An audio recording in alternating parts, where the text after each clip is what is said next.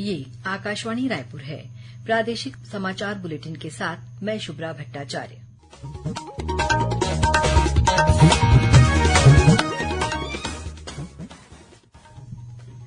और अब पेश है आज के मुख्य समाचार।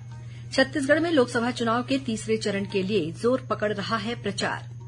बिलासपुर स्थित गुरु घासीदास केंद्रीय विश्वविद्यालय A++ रैंकिंग पाने वाला प्रदेश का पहला विश्वविद्यालय बना।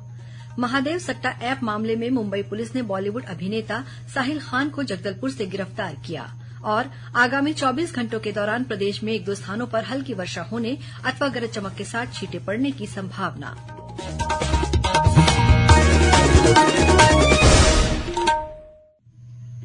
अब समाचार विस्तार से। प्रदेश में लोकसभा चुनाव के तीसरे चरण के लिए चुनाव प्रचार तेज हो गया है। भारतीय जनता पार्टी के वरिष्ठ नेता और मुख्यमंत्री विष्णुदेव साय ने आज जांजगीर चांपा लोकसभा क्षेत्र के अकलतरा इलाके में स्थित पहरिया और रायगढ़ लोकसभा क्षेत्र के अंतर्गत धरमजयगढ़ इलाके में स्थित कापू में भाजपा प्रत्याशियों के पक्ष में विजय संकल्प रैली को संबोधित किया। दूसरी ओर कांग्रेस के पूर्व राष्ट्रीय अध्यक्ष राहुल गांधी कल बिलासपुर जिले के सकरी में सभा को संबोधित करेंगे। वहीं कांग्रेस के राष्ट्रीय अध्यक्ष मल्लिकार्जुन खड़गे परसों 30 अप्रैल को जांजगीर चांपा लोकसभा क्षेत्र के चांपा में सभा को संबोधित करेंगे। इस बीच प्रदेश कांग्रेस अध्यक्ष दीपक बैज ने लोकसभा चुनाव के प्रचार प्रसार के लिए विधानसभावार जिम्मेदारी तय करते हुए कांग्रेस पदाधिकारियों की नियुक्ति की है। वहीं जांजगीर चांपा जिले में कांग्रेस के प्रदेश सचिव राघवेंद्र पांडेय ने पार्टी से इस्तीफा दे दिया है। भारतीय जनता पार्टी के प्रदेश उपाध्यक्ष शिवरतन शर्मा ने आरोप लगाया है कि कांग्रेस के घोषणा पत्र में अनुसूचित जाति जनजातियों के साथ धोखा और तुष्टीकरण के साथ ही अपराधियों को संरक्षण देने की बात है। रायपुर में आयोजित एक पत्रकार वार्ता में श्री शर्मा ने कहा कि कांग्रेस आदिवासियों, पिछड़ा वर्ग और अनुसूचित जाति सहित सामान्य वर्ग के सभी लोगों का हक छीन लेना चाहती है। श्री शर्मा ने कहा कि राहुल गांधी के सलाहकार सैम पित्रोदा ने संपत्ति में विरासत टैक्स लगाने की बात कही है, जिसका भाजपा विरोध करती है। उन्होंने कहा कि नरेंद्र मोदी की सरकार ने आर्थिक रूप से पिछड़े हर तबके के लिए कार्य किए हैं। दूसरी ओर प्रदेश कांग्रेस अध्यक्ष दीपक बैज ने कहा है कि इस लोकसभा चुनाव के बाद यदि केंद्र में कांग्रेस की सरकार बनती है तो सामाजिक रूप से वंचित लोगों के लिए हिस्सेदारी न्याय लागू किया जाएगा। उन्होंने आरोप लगाया कि भाजपा संविधान बदलना चाहती है और आरक्षण को खत्म करना चाहती है। प्रदेश में लोकसभा चुनाव के दौरान मतदान की गोपनीयता भंग करने वालों के खिलाफ निर्वाचन आयोग द्वारा कार्रवाई की जा रही है। इसके तहत राजनांदगांव जिले के डोंगरगढ़ थाना क्षेत्र के कुछ मतदाताओं ने वोट डालने के दौरान बैलेट यूनिट का बटन दबाते हुए फोटो मोबाइल में खींचकर सोशल मीडिया में शेयर किया था। इन लोगों के खिलाफ डोंगरगढ़ पुलिस ने लोक प्रतिनिधित्व अधिनियम के तहत कार्रवाई की है। वहीं सोशल मीडिया में डाले गए पोस्ट को हटाया गया है। प्रदेश में लोकसभा चुनाव के तहत मतदान का प्रतिशत बढ़ाने के लिए जिला प्रशासन द्वारा लगातार मतदाता जागरूकता कार्यक्रम चलाए जा रहे हैं। इसी कड़ी में चैम्बर ऑफ कॉमर्स से जुड़े व्यापारिक संगठनों ने अपने उत्पादों में लोगों को मतदान करने के लिए प्रोत्साहित करने छूट देने की घोषणा की है। चैम्बर ऑफ कॉमर्स के प्रदेश अध्यक्ष अमर पारवानी के नेतृत्व में व्यापारियों ने रायपुर के जिला निर्वाचन अधिकारी डॉक्टर गौरव कुमार सिंह से मुलाकात की। इस दौरान उन्होंने कहा कि जो मतदाता अंगुली की स्याही उनके दुकानों प्रतिष्ठानों में आकर दिखाएगा उसे विभिन्न उत्पादों की खरीदी पर छूट दी जाएगी। कलेक्टर ने इस पहल की सराहना करते हुए कहा कि इससे अधिक से अधिक संख्या में लोग मतदान करने के लिए प्रेरित होंगे। ये छूट 7 मई से 12 मई तक दी जाएगी। वहीं राजधानी रायपुर में कई अन्य होटल, रिसोर्ट्स और अस्पतालों ने भी अपने ग्राहकों को मतदान करने के बाद स्याही का निशान दिखाने पर छूट देने की घोषणा की है। इन संस्थानों ने जिला कलेक्टर से मुलाकात कर अपने ऑफर संबंधी पत्र उन्हें सौंपा।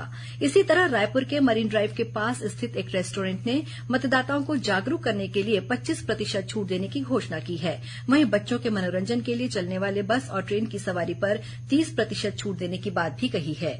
ये सुविधा मतदान दिवस के दिन 7 मई को मतदाताओं को अंगुली में स्याही लगा चिन्ह दिखाने पर मिलेगी।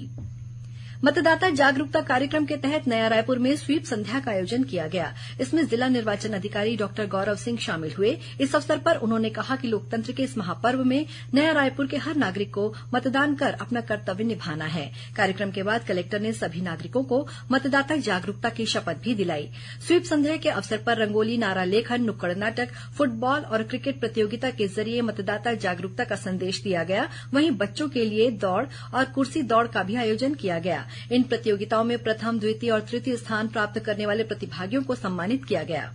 वहीं दुर्ग जिले में पुलिस प्रशासन की टीम ने आज बाइक रैली निकाली, जिसमें पुलिस अधीक्षक जितेंद्र शुक्ला शामिल हुए और लोगों को 100% मतदान का संदेश दिया। दुर्ग रेंज के पुलिस महानिरीक्षक रामगोपाल गर्ग और जिला निर्वाचन अधिकारी ऋचा प्रकाश चौधरी ने इस रैली को हरी झंडी दिखाकर रवाना किया। बाइक रैली में पुलिस जवान और जिला प्रशासन के अधिकारी कर्मचारी अपने हाथों में 100% मतदान वाले स्लोगन लिखे पोस्टर लेकर निकले। प्रादेशिक समाचार आप आकाशवाणी रायपुर से सुन रहे हैं।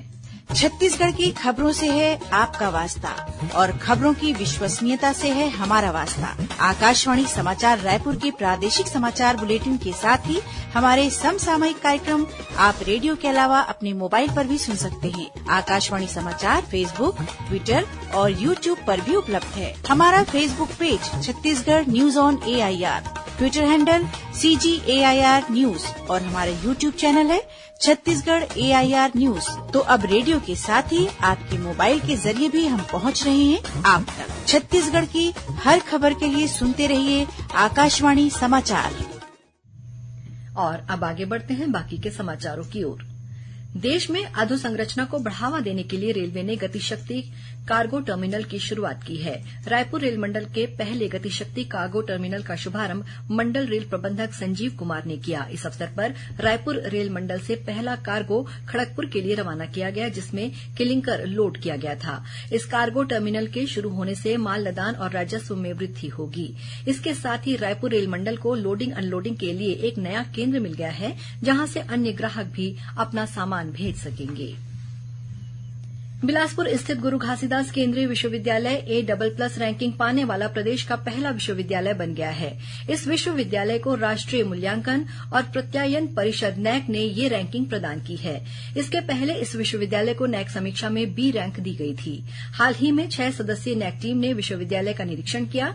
टीम ने निर्धारित मापदंडों, करिकुलम एस्पेक्ट्स, टीचिंग, लर्निंग, शोध, अनुसंधान, नवाचार और लर्निंग रिसोर्स के आधार पर मूल्यांकन किया। इस विश्वविद्यालय के मैनेजमेंट, संस्थागत मूल्य और बेस्ट प्रैक्टिस को भी परखा। गौरतलब है कि ये विश्वविद्यालय शिक्षण, अध्ययन और अनुसंधान की गुणवत्ता को बढ़ावा देने के साथ ही शैक्षणिक माहौल को प्रोत्साहित करने के लिए भी काम करता है। महादेव सट्टा मामले में मुंबई पुलिस ने बॉलीवुड अभिनेता साहिल खान को जगदलपुर से गिरफ्तार किया है। पुलिस के अनुसार साहिल खान महाराष्ट्र से छत्तीसगढ़ आकर पिछले कुछ दिनों से जगदलपुर में रह रहा था। साहिल खान को हिरासत में लेने के बाद पुलिस ने उसे शिंदेवाड़ी कोर्ट में पेश किया, जहां साहिल की जमानत अर्जी को खारिज करते हुए कोर्ट ने उसे 4 दिन की पुलिस हिरासत में भेज दिया है। रायगढ़ पुलिस ने अलग अलग थाना क्षेत्रों से सट्टापट्टी के साथ 12 लोगों को गिरफ्तार किया है। उनके पास से करीब 13.5 लाख रुपए नकद बरामद किए गए हैं। शहर के कई क्षेत्रों में सट्टापट्टी लिखने की सूचना मिलने पर रायगढ़ पुलिस ने टीम बनाकर अलग अलग स्थानों पर छापा मारा। इस दौरान 12 लोगों को सट्टापट्टी लिखते गिरफ्तार किया गया। उनके पास से 15 नग मोबाइल, एक लैपटॉप और एक टैबलेट भी बरामद किए गए हैं। राजनांदगांव जिले में आज हुए एक सड़क हादसे में पिता पुत्री की मौत हो गई, वहीं 5 अन्य लोग घायल हो गए, जिनमें एक की हालत गंभीर बनी हुई है। मिली जानकारी के अनुसार टटेंगा जेवरतला निवासी एक दंपत्ति अपने 2 बच्चों के साथ शादी समारोह में शामिल होने के बाद ग्राम खुर्सीपार से घर वापस लौट रहे थे। इसी दौरान ग्राम पिनकापार नाला के पास उनकी मोटरसाइकिल एक अन्य मोटरसाइकिल से टकरा गई। इस हादसे में दोनों मोटरसाइकिलों में सवार 7 लोग घायल हो गए, जिनमें से टटेंगा निवासी पिता पुत्री की इलाज के दौरान मौत हो गई। वहीं घायल 5 अन्य लोगों को डोंगरगांव के सामुदायिक स्वास्थ्य केंद्र में भर्ती कराया गया है। राजनांदगांव के डोंगरगढ़ स्थित भारतीय स्टेट बैंक में अज्ञात लोगों ने ताला तोड़कर बैंक में रखे 2 नग 12 बोर की बंदूक और 20 नग कारतूस चोरी कर लिए। इस घटना की जानकारी सुबह बैंक खुलने के बाद अधिकारियों को हुई और उन्होंने इसकी सूचना बैंक प्रबंधक और पुलिस को दी। बैंक प्रबंधक सत्येंद्र कुमार सिंह की शिकायत पर पुलिस ने अज्ञात चोर के खिलाफ अपराध पंजीबद्ध कर जांच शुरू कर दी है। और अब पेश है मौसम का हाल। आगामी 24 घंटों के दौरान प्रदेश में एक दो स्थानों पर हल्की वर्षा होने अथवा गरज चमक के साथ छींटे पड़ने की संभावना है। वहीं कुछ स्थानों पर आकाशीय बिजली गिरने और अंधड़ चलने की चेतावनी दी गई है। वर्षा का क्षेत्र मुख्य रूप से उत्तर और दक्षिण छत्तीसगढ़ रहने की संभावना है। मौसम विभाग के अनुसार एक द्रोणिका उत्तर पूर्व झारखंड से दक्षिण छत्तीसगढ़ तक बनी हुई है। इसके असर से प्रदेश में नमी आ रही है। और अब कुछ खबरें संक्षेप में। राजनांदगांव जिले के जमसरार गांव में स्थित जिला पंचायत के पूर्व सभापति के फार्म हाउस में लगे बोर के पास बारूद में विस्फोट होने से एक मजदूर की मौत हो गई। इस फार्म हाउस में बारूद कहां से आया, इस मामले की जांच पुलिस कर रही है।